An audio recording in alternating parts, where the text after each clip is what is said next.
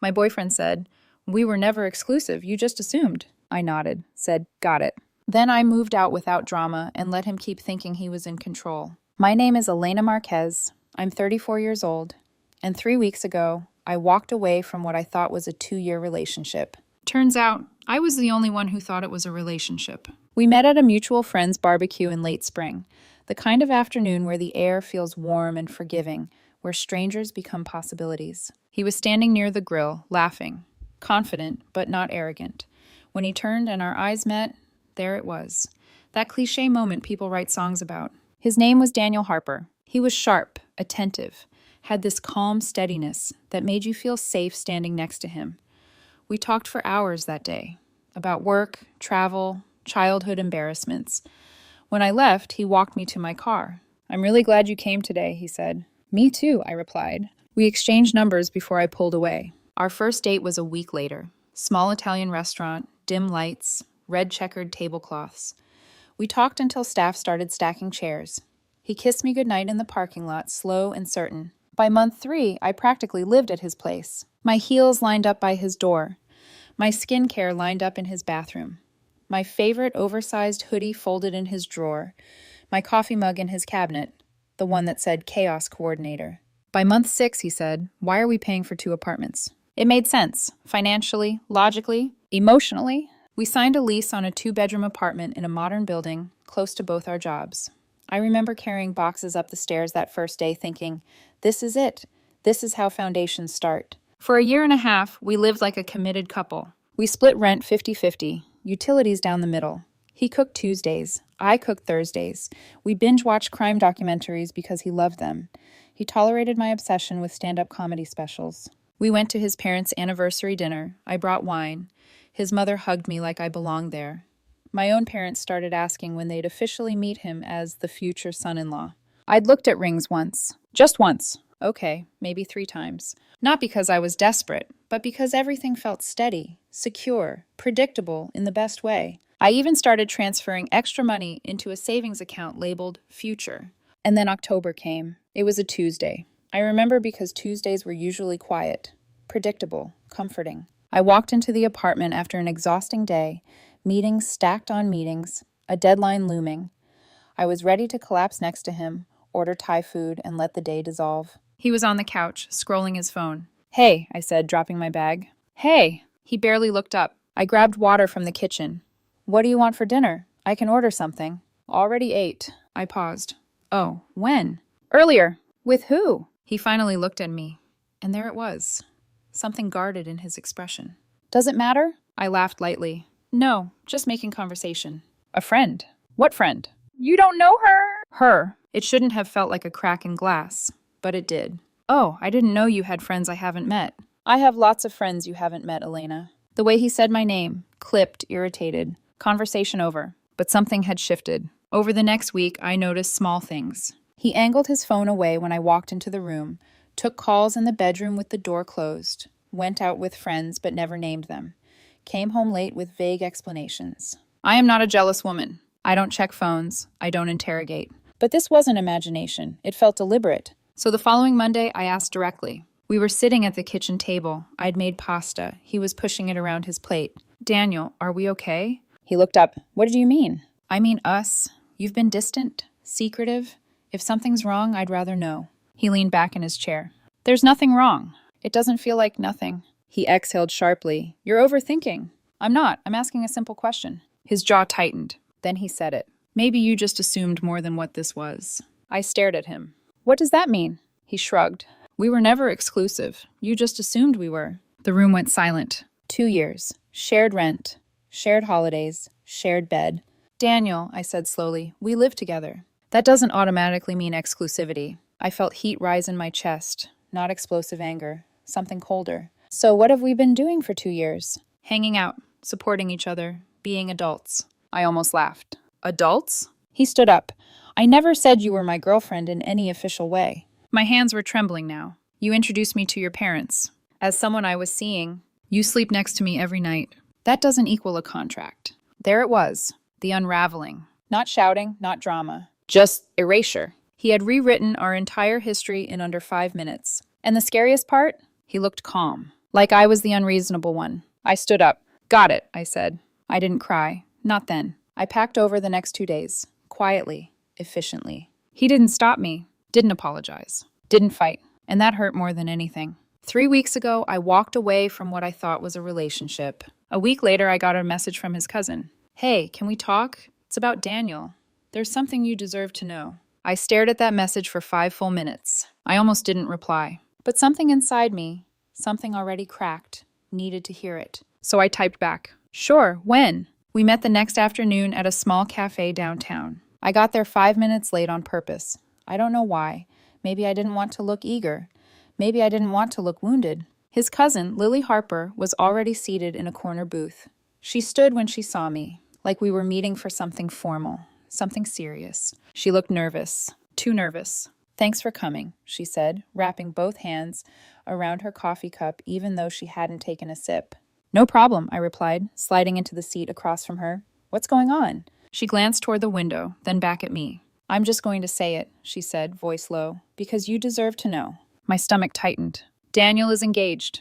The word didn't land at first. Engaged. It sounded distant, abstract, like it belonged to someone else's life. I'm sorry, what? He's been engaged for 6 months, to a woman he met at work. Her name is Madeline Brooks. They're getting married in April. The cafe noise faded into static. 6 months. April. Madeline. Engaged. I blinked slowly, like if I moved carefully enough, reality might rearrange itself into something less grotesque. You're sure? I asked. Lily nodded. He told the family back in May, said they wanted to keep it private for a while. No social media, no big announcement. May. In May, Daniel and I were picking out patio furniture for the apartment balcony. In June, we went to my cousin's wedding together. In July, he helped me assemble a bookshelf and kissed me when I got frustrated. He was engaged the entire time. Does she know about me? I asked quietly. Lily shook her head. No. He told her he lives with a female roommate. Said you were an old college friend who needed a place. Madeline's job requires travel too, so she's gone a lot. And when she's in town, he stays at her place. The precision of it, the scheduling, the coordination. He works out of state 3 weeks a month, Lily continued. That's when he's mostly with you. When he's back, he tells you he's busy. Work trips, late meetings. My mind started replaying everything. The conference in Denver, the client emergency in Chicago, the last-minute project weekends. They weren't work trips. They were fiancé visits. I pressed my palm flat against the table because the world felt like it was tilting. How long? I whispered. At least a year, maybe longer. I'm not sure when it became serious. But the engagement was official 6 months ago. A year. So while I was labeling a savings account future, he was shopping for engagement rings. While I was planning vacations, he was planning a wedding. How did no one tell me? I asked, my voice sharper now. You all met me. I came to family dinners. Lily winced. We thought you knew. Knew what? That maybe you and Daniel had some kind of arrangement. Maybe you'd broken up but stayed roommates for financial reasons, or that you weren't serious. He never called you his girlfriend in front of certain relatives. He kept things vague. Vague. Of course he did. It wasn't until last week, she continued, when my mom mentioned how strange it was that Madeline never attended family events, that things started unraveling. We realized Daniel had been keeping you completely separate from the rest of his life. Compartmentalized. I was a section in a drawer, neatly folded, hidden. Why are you telling me this? I asked. Because it's wrong, Lily said firmly. Because what he did to you is disgusting. You were living with him, paying half the bills, building a life, and he was planning a wedding with someone else. I let out a slow breath. Does Madeline know now? Lily hesitated. I don't think so. Not yet. Not yet. The weight of that phrase settled heavily between us. He liked having options, she added quietly. That's the only explanation that makes sense. You're stable, reliable. You made his life comfortable. Madeline comes from money, connections, career leverage. She fits the image he wants for his future. Image. Future. Security. I wasn't a partner. I was insurance. I stared down at the table, watching a tiny crack in the wood grain. I thought about that Tuesday night. We were never exclusive. He had said it so calmly. He had prepared for this. He'd rehearsed it. I'm sorry, Lily whispered. And I believed her. I paid for both coffees, even though she protested. It wasn't generosity. It was autopilot. I needed to move, to walk, to breathe air that didn't taste like betrayal. I wandered the city for hours, past storefronts, past couples holding hands, past reflections of myself in dark windows, a woman who suddenly felt foolish. He'd been sleeping next to me, touching me, laughing with me, while wearing a ring in another woman's presence. And the worst part? When I confronted him about being distant, he turned it on me. Made me question my sanity. Made me feel dramatic for expecting exclusivity in a relationship that walked, talked, and breathed like one. By the time the sun dipped low, something inside me shifted. The confusion evaporated. What replaced it wasn't sadness. It was clarity. And beneath that clarity, rage. Not loud rage. Not hysterical rage. The cold kind. The kind that sharpens your spine. That night, I unblocked his number. My hands didn't shake this time. I typed. I know about the engagement. I know about Madeline. I know you've been lying to both of us for over a year. 3 dots appeared almost immediately. Who told you? I stared at the screen. Does it matter? Yes, it matters. Who was it? Someone who still believes honesty should mean something. A pause. It's not what you think, he wrote. I actually laughed out loud. Oh, really? Because I think you've been engaged for 6 months while living with me and planning a wedding with someone else. Am I wrong? No response. Then, you don't understand the situation, I typed slowly.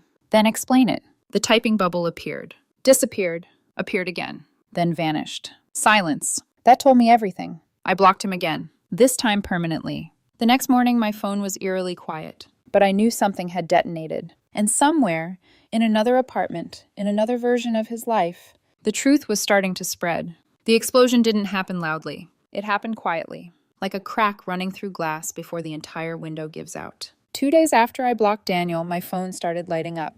Not from him, but from mutual friends. Are you okay? What happened? Did you really break up?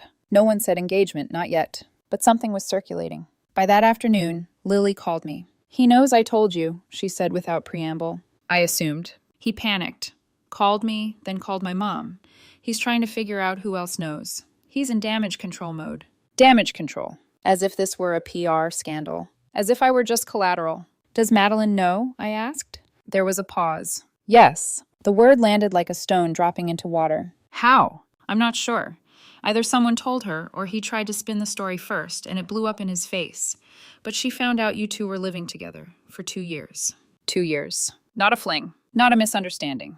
2 years. What did she do? I asked quietly. She called off the engagement immediately. I closed my eyes. Not out of sympathy. Out of finality. The life he was so carefully constructing had just collapsed. He showed up at her place to explain, Lily continued. Apparently he tried to say you were exaggerating, that you were emotionally attached and misinterpreted things. I let out a slow breath. Of course he did. He was rewriting history again. Only this time there were receipts, leases, shared bills, photos, neighbors. 2 full years of evidence that I wasn't some delusional roommate. He underestimated her, Lily said. She asked for proof. She asked to see the lease. And there it was. Paper doesn't lie. Neither do bank transfers. He's been calling nonstop, Lily added, trying to fix it. You can't fix a double life, I replied. That evening, Daniel tried contacting me through a mutual friend named Chris. Chris texted. He wants to talk, says there's context. Context. I stared at the word for a long time. There is no context that justifies deception measured in years. I responded simply. There's nothing left to discuss. 10 minutes later, another message came. This time from an unknown number. Elena, please, just hear me out. I knew it was him. I didn't respond. Another message. I messed up, but it's not what it looks like. There it was again. That line. Not what it looks like. As if living together, sleeping together, introducing me to family, planning a wedding with someone else simultaneously could possibly look like anything else. Then the message that almost made me break my composure. I was going to end one of them. One of them. Like we were job offers he was comparing. I typed. Deleted. Typed again. Finally, I sent one sentence. You don't end people. You choose them. Then I blocked that number too. The next week unraveled him. Word spread fast. Faster than he anticipated. His mother called me. I almost didn't answer. But I did. Elena, she said, voice trembling. I am so sorry. I could hear the shame in her tone. I didn't know, she continued. He told us you two were casual. I thought you were just roommates who dated occasionally. He introduced me as someone he was seeing, I said evenly. He never used the word casual with me. Silence. He lied to all of us, she whispered. Yes, I replied. He did. She apologized again. I told her it wasn't her fault. Because it wasn't. He didn't just deceive me. He built separate realities and managed them like calendars. By Friday, I heard through Lily that Daniel had moved out of the apartment. He couldn't afford it alone. Without my half of the rent, the place that once symbolized our future became financially impossible. He packed quickly. Apparently, he moved back in with his parents. The engagement was officially over. Madeline's family wanted nothing to do with him. Professional circles talk, especially when money and reputation are involved. He lost more than a relationship. He lost credibility. A few mutual acquaintances asked me if I felt bad, if maybe it all spiraled too far, if maybe you should have just walked away quietly. I thought about that. I could have stayed silent. Let him marry her. Let her find out 5 years and 2 kids later. Let myself carry the humiliation privately. But silence protects liars. Truth exposes them. And I didn't expose him. He exposed himself. All I did was refuse to carry his secret. One night, about 10 days after everything detonated, I found myself sitting alone in my new studio apartment. It was small. The walls still smelled faintly like fresh paint. There were only 3 boxes left unpacked, but it was mine. No hidden conversations. No double schedules. No woman somewhere else believing she was the only one. My phone buzzed again. Another unknown number. Elena, I know you blocked me. I deserve that.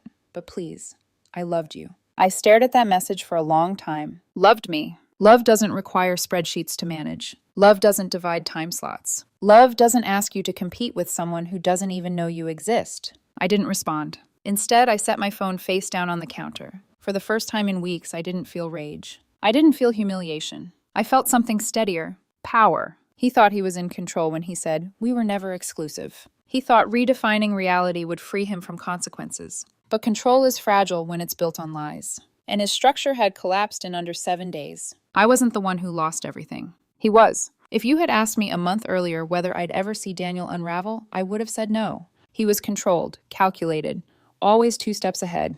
But control only works when no one compares notes. And now, everyone was comparing notes. I heard details in fragments. From Lily, from Chris, from the quiet hum of social circles that suddenly grew very loud. Madeline didn't just end the engagement. She returned the ring in front of him. Apparently, she asked one question before she walked away. Was she in your bed while you were promising me forever? He didn't answer. That silence cost him everything. Her family pulled financial support from a joint investment he'd been counting on. His professional reputation took a hit.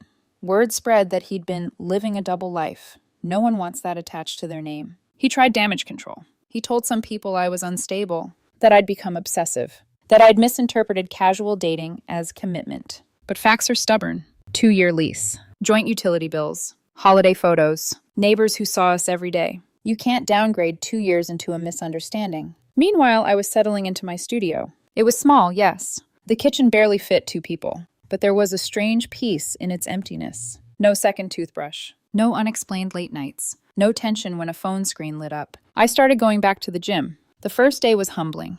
I'd lost strength, not just physically, but mentally. But every mile on that treadmill felt symbolic. Forward, not backward. Friends I hadn't seen in months started reappearing. Let's get dinner. Come out this weekend. I hadn't realized how much of my life I'd funneled into him. Into us. Now there was space. One evening, about 3 weeks after everything imploded, Daniel showed up at my office building. I saw him through the glass doors before he saw me. He looked smaller. Not physically, just diminished. Like someone who had miscalculated and was now staring at the total cost. He noticed me. His expression shifted. Relief, desperation, something tangled in between. "Elena," he said as I stepped outside, "please, just 5 minutes." I kept my voice calm. "You shouldn't be here. I had to see you in person." "For what?" "To explain." "There's nothing left to explain." He ran a hand through his hair, a nervous habit I used to find endearing. "I was overwhelmed," he said.